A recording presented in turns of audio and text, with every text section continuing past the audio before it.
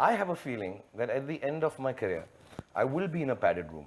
Get that one room in. But genuinely, there are days, when I'm sitting and I'm like कि मैं कहीं जाके ना चिल्ला दूं मैं यार. हाँ मैंने किया है. हाँ मैंने ये भी बोला था. हाँ और मैं ये भी बोल रहा हूँ. और हाँ मैं शाहरुख हूँ. I really want to do it. Welcome to social. Bollywood के मैक्सिमम स्टार्स को ऑडियंस एक टैग दे देती है। कोई एक्टर नेपोटिज्म का प्रोडक्ट माना जाता है, कोई एरोगेंट तो कोई परफेक्शनिस्ट। कुछ इंस्टेंसेस में ये टैग्स जस्टिफाइड हैं, मगर कहीं कहीं they are just examples of over exaggeration. हम एक एक्टर को सेम टैग में नहीं रख सकते। इस वीडियो में हम आपको ऐसे ही 10 एक्टर्स के बारे में बताने जा रहे हैं। हम एक्टर्स के इन टैग्स को डिटेल में डिस्कस करेंगे, तो आपसे रिक्वेस्ट है कि आप इस वीडियो को एंड तक जरूर देखें। Number 10, Ranbir Kapoor, who is tagged as a cheater and a playboy. Recently एक इंटरव्यू में रणबीर ने बताया कि कुछ सेक्शन ऑफ ऑडियंस उन्हें आज भी एक चीटर या प्लेबॉय की तरह देखती है। He said that just because he dated 2 actresses, his image has only become of a playboy. इसीलिए आज भी ऑडियंस का एक सेक्शन उन्हें पसंद नहीं करता है। That is the reason his films also get a lot of hate. पर यहाँ हम ये जरूर कहना चाहेंगे कि उन्होंने ये एक बहुत ही बोल्ड स्टेप लिया है by talking about these things in an interview. क्योंकि रेयरली ही हम एक्टर्स को अपने कंट्रोवर्शियल टैग्स के बारे में बात करते हुए देखते हैं। I started working, and then of course I dated 2 very successful actresses, and that just became my identity. That he's a Casanova, and I was labeled a cheater for a very large part of my life. I still am. It's one of those adjectives which pop up. Number 9, Ananya Panday, nepo kid.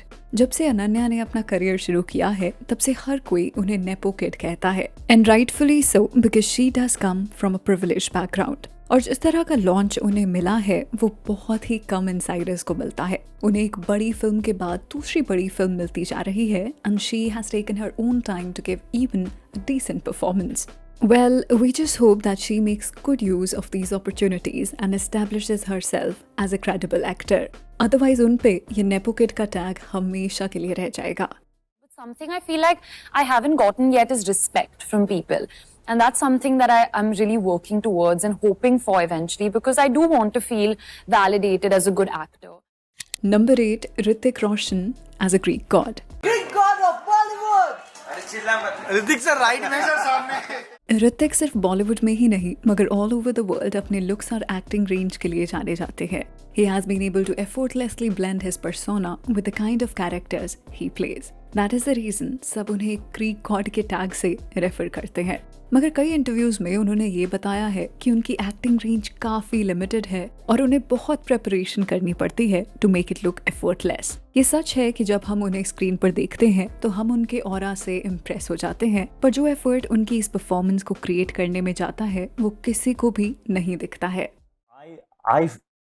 I don't think I'm a good actor.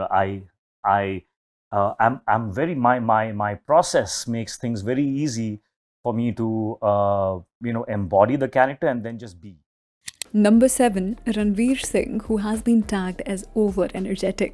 बहुत सारे लोगों ने रणवीर को over energetic का tag दे दिया है और उनका सोशल मीडिया पर मजाक बनाते रहते हैं, फिर चाहे उनका ड्रेसिंग सेंस हो या फिर जिस तरह से वो पब्लिक इवेंट्स में बिहेव करते हैं। मगर बहुत सारे लोग ये नहीं जानते कि उनकी एक और साइड भी है जो कि बहुत सेंसिटिव है। इसके बारे में दीपिका ने कई बार बात की है, where she has explained how serious of a person he is. शायद इसीलिए रणवीर इतने अच्छे एक्टर भी हैं, because for an actor, sensitivity is a very important thing, and that is why some of Ranveer's performances have been mind-blowing. I was attracted to the person that most of the world had not seen. There's a quiet side to him, there's a very intelligent side to him, there's a very sensitive side to him. I love the fact that he cries. Kangana Ranaut, who has been tagged as an outspoken celebrity. Kangana को हर कोई एक outspoken celebrity का tag देता है because वो बहुत strongly अपने opinions media में रखती है। उन्होंने कितनी बार बॉलीवुड की डार्क साइड को एक्सपोज किया है और ऐसी चीजें रिवील की है जिसके बारे में आज भी हर कोई बात करता है। पर ये कहना गलत नहीं होगा कि उनके इस आउटस्पोकन बिहेवियर ने उनके करियर पर भी नेगेटिव इम्पैक्ट क्रिएट किया है। It has become a template as she always tries to go against Bollywood, and that has cost her a lot of opportunities.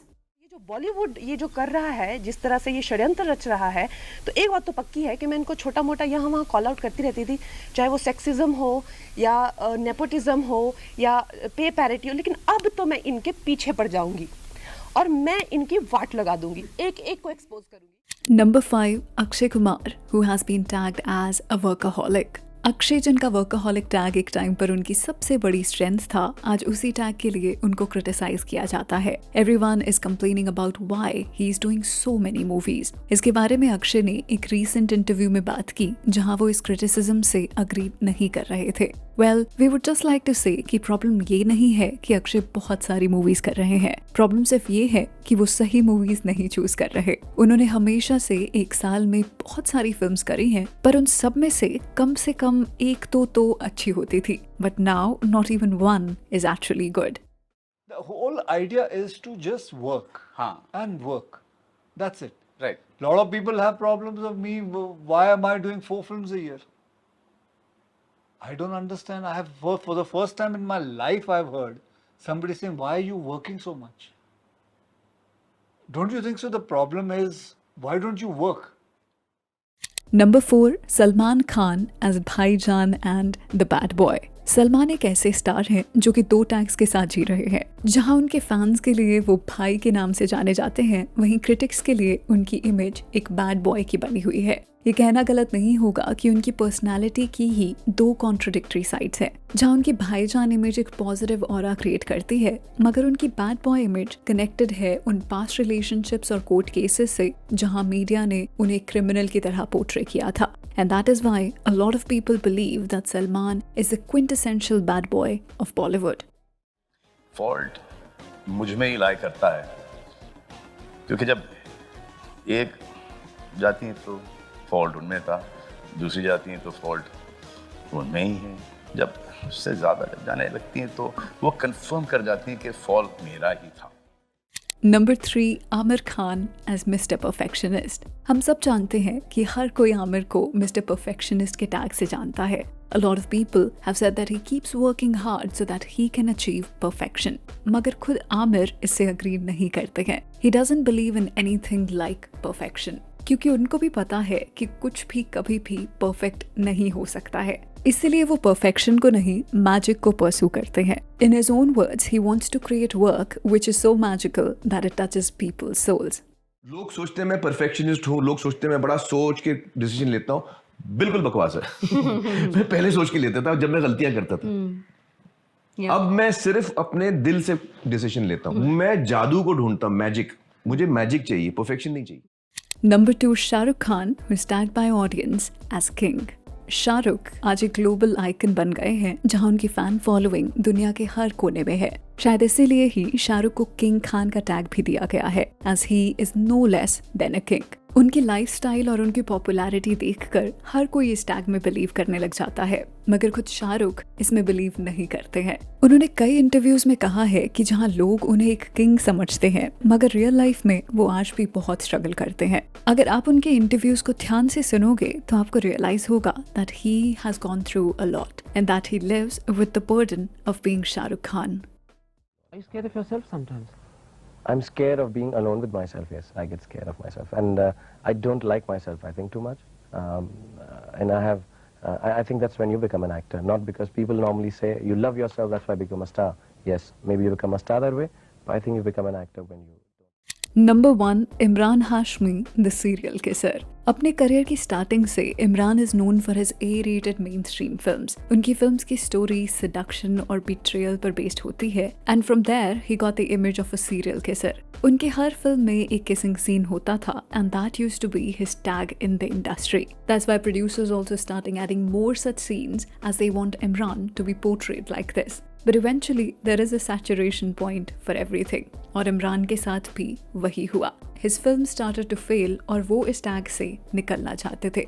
इस सब से इमरान काफी परेशान हो गए थे, क्योंकि कोई भी उनकी एक्टिंग के बारे में बात नहीं कर रहा था। इसीलिए उन्होंने अब ऐसे सीन्स करने से बिल्कुल मना कर दिया है। But the media still hasn't stopped calling him a serial kisser. That is why we have kept him on the number 1 spot. क्योंकि इसी टैग की वजह से वो इतने पॉपुलर हुए। और इमरान अब जब भी कुछ नया करते हैं तो audience never shows that kind of support like they used to show before. कोई ऐसी फिल्म नहीं जिसमें आपने इंटेंशनली किसिंग अवॉइड किया कि यार बस करो भाई, मेरे को नहीं करना यार, हर फिल्म में करता था, एक्टिंग पे फोकस करना है। मैं बहुत सारी फिल्मों में करता था। टू बी ऑनेस्ट, मैं थोड़ा उस चीज़ से पक गया था। मैं उनसे कहता था यार कितने सीन्स में बिना वजह क्यों कराने वाले हो, क्योंकि वो एक हो गया था, प्रोड्यूसर्स चाहते थे, लोग एंजॉय कर रहे थे, आप नहीं लोग एंजॉय कर रहे थे, प्रोड्यूसर्स चाहते थे। मैं तो सीरियसली पक गया शादीशुदा था। इंसान बोल नहीं वो नहीं, बस I was just tired of it. Video खत्म करने से पहले आप भी हमें बताएं कि इन सब में से आपको किस एक्टर पर लगा हुआ टैग जस्टिफाइड लगता है। Do tell us your choice and reason for your answer. तो चलिए that's a wrap on this video. आप हमें इंस्टाग्राम, ट्विटर और फेसबुक पर भी फॉलो कर सकते हैं @socialofficial, जहां आपको हर तरह की फिल्म और एंटरटेनमेंट से जुड़ी अपडेट्स मिला करेंगी। ऐसी और भी इंटरेस्टिंग वीडियोस के लिए देखते रहिए सोशल, हर उस चीज के लिए जो आप जानना चाहते हैं।